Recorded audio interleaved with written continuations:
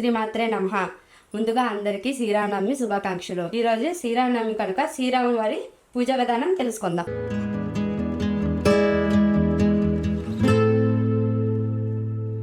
ముందుగా స్వామివారి పూజ కోసం ఒక పీటను పసుపు కుంకుమ వరిపిండితో అలంకరణ చేయాలి. అదేవిధంగా గొచ్చు మీద కూడా పసుపు కుంకుమ వరిపిండితో సిద్ధం చేసుకోవాలి.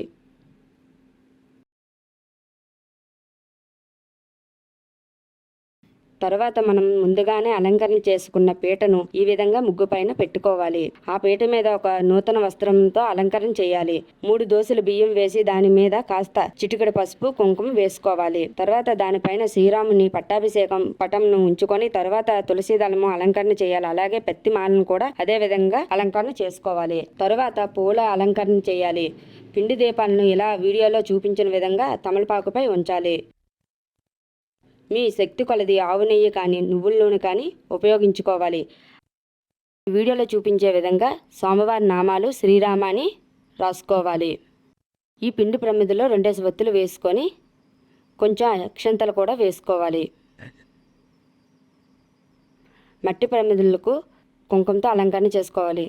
స్వామివారి కోసం ముందుగానే సిద్ధం చేసుకున్న పానకం వడపప్పు చలిమిడి స్వామివారికి సమర్పించాలి.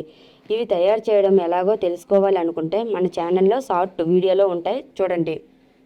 తర్వాత ఈ విధంగా దీపారాధన చేయాలి. దీపారాధన చేసేటప్పుడు ఈ శ్లోకాన్ని ఖచ్చితంగా చెప్పుకోవాలి. శుభం కరోతి కళ్యాణం ఆరోగ్య ధన సంపదం శత్రుబుద్ధి వినాశాయ దీపజ్యోతి నమోస్తుతే. తమలపాకుల మీద శ్రీరామ అని రాసి ఈ విధంగా సమర్పించాలి. అలాగే తాంబూలం కూడా సమర్పించాలి. పువ్వులు తులసి దళంతో సహస్రనామాలతో పూజించాలి. తర్వాత స్వామివారికి ఆరతి ఇచ్చి ఆ ఆరతిని కళ్ళుకు అద్దుకోవాలి.